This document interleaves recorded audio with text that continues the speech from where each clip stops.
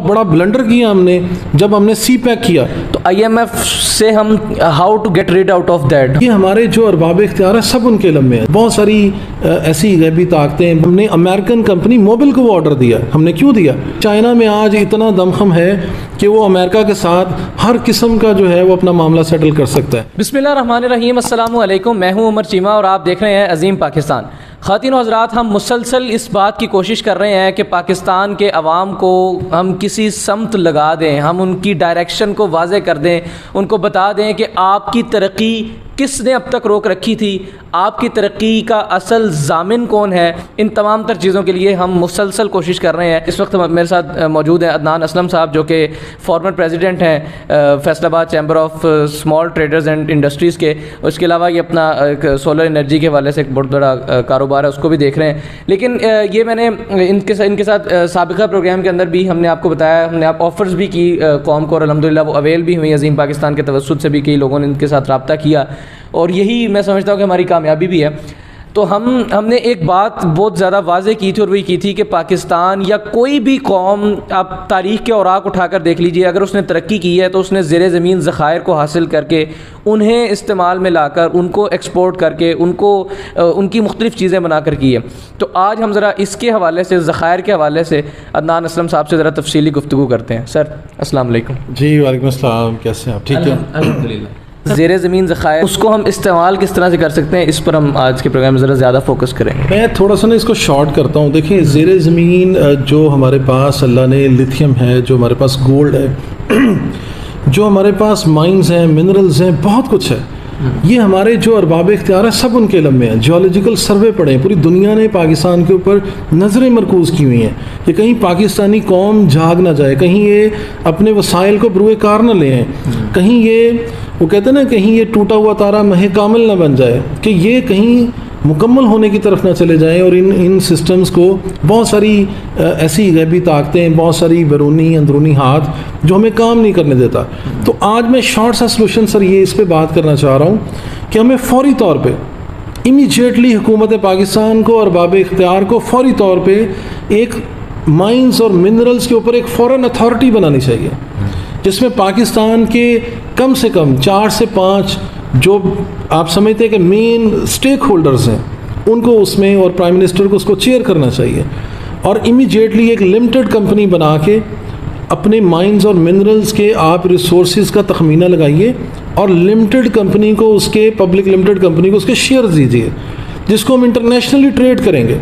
आपके पास स्वाय gold trade करने के, लिथियम ट्रेड करने के, और बहुत सारे माइंस, और बहुत सारे हमारे पास जेम्स और ज्वेलरी, और बहुत सारे ऐसे ऐसे स्टोन्स हैं, प्रीशियस स्टोन्स, जो एक स्टोन मिलियन डॉलर्स का स्टोन है। ये ऐसी चीज़ें हैं हमारे पास। अभी ये पिछली गवर्नमेंट के अंदर हमने देखा कि समंदर के अंदर जिस माइनिंग की गई एक मकाम पर, और वहाँ से ऑयल के ज़खायर निकालने, तो दो चार दिन पहले अनाउंस कर दिया गया पब्लिकली, तो वो मामला ठप हो गए। रेकोटिक के मकाम पे यही हुआ, मामला चला, ठप हो गया।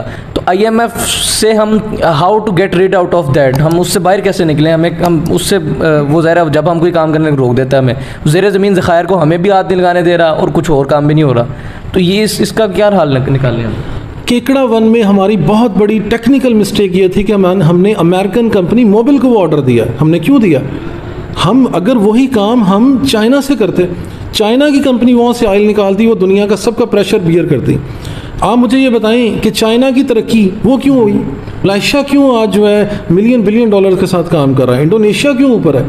अगर ये अमेरिका के लिए पॉसिबल होता तो सारी दुनिया में कोई मुल्क सिवाय अमेरिका की तरक्की ना कर सकता। हमें इन बातों को छोड़ देना चाहिए, इनको पीछे करना चाहिए।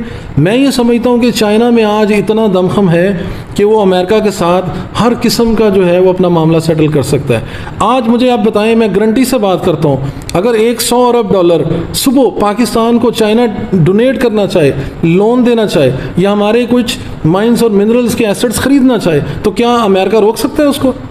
नहीं रोक सकता। अगर वो, मैं ये कहता हूँ कि पाकिस्तान को ये बहुत बड़ा ब्लंडर किया हमने जब हमने सी पैक किया, तो सी पैक पे हमें कर्जे अपने स्वैप करवाने चाहिए थे।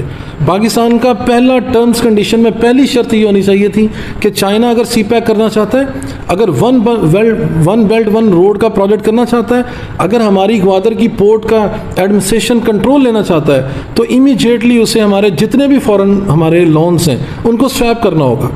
और हम वो 20 से 30 साल के लॉन्ग टर्म मुद्दती मुआहदे में चाइना के साथ जाएंगे कि जब हम सी पैक से, ग्वादर पोर्ट से, वन बेल्ट वन रोड से जो हम अर्न करेंगे उससे हम चाइना को पे बैक करेंगे।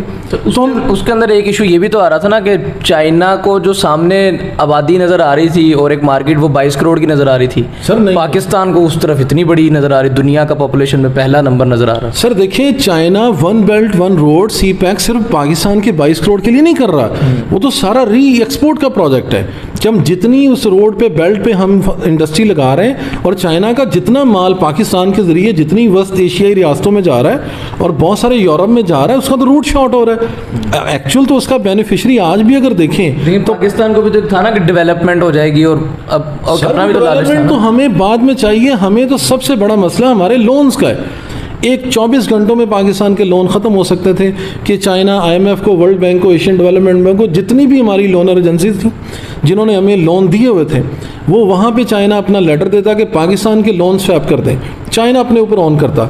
चाइना $1 ट्रिलियन की मार्केट है, उसके रिजर्व $1 ट्रिलियन में है, उसके लिए 110 बिलियन कुछ भी नहीं है। तो देन पाकिस्तान उन कर्ज़ों से निजात पाता, तो आज हमें ये दिन ना देखने पड़ते। मैं फिर उस बात में आता हूँ कि अगर हमें $150 अरब के कोई, हम अपनी गोल्ड की माइंस का कुछ पार्ट रैकोटेक से या रजवा के मकाम पे जो चनियोट में हमारे पास हैं, या और बहुत सारे हमारे पास एसेट्स हैं, अगर हम ट्रेड करें तो चाइना को कोई भी नहीं रोक सकता। बहुत बड़ी मैं बात कर रहा हूँ, अगर पाकिस्तान को कुछ एसेट्स खरीद के ये ट्रांजैक्शन करना चाहे तो IMF, world bank, Asian development bank, USA कोई भी उसको रोक नहीं सकेगा। अगर हमने ये काम ना किए तो खुदा ना खास्ता फिर हमें वाकई वो इतने सख्त दिन देखने पड़ेंगे कि शायद जहाँ से निकलना बहुत मुश्किल हो जाए। बहुत शुक्रिया। अल्लाह पाकिस्तान का हामी व नासिर हो। पाकिस्तान पाइंदाबाद। इंशाल्लाह। ये थे जनाब अदनान असलम साहब जो कि अपनी राय से आप सबको आगाह कर रहे थे। इसमें कोई शक नहीं है कि ज़ेर ज़मीन ज़खायर को निकाल कर ही हम सब तरक्की कर सकते हैं। और तमाम तर कौमें जिस वक्त आप नाम ले लीजिए 4 से 5 का, तो उनकी तरक्की के पीछे कोई जो भी वजह है वो उसके अंदर जो सर फहरिस्त है वो ज़ेर ज़मीन ज़खायर का इस्तेमाल है। और उसके लिए भी आप अमेरिका और दीगर यूरोपियन स्टेट्स को मुआहदे देने की बजाय पड़ोसी मुल्क को दीजिए, चाइना को दीजिए, जिसके साथ आप दोस्ती के बहुत बड़े बड़े दावे भी करते हैं, और वो दोस्त की दोस्ती कैसी जो मुसीबत में काम ना आ सके। तो ये तमाम तर जितने भी पहलू थे ये हमने आप सबके सामने रखने की कोशिश की है।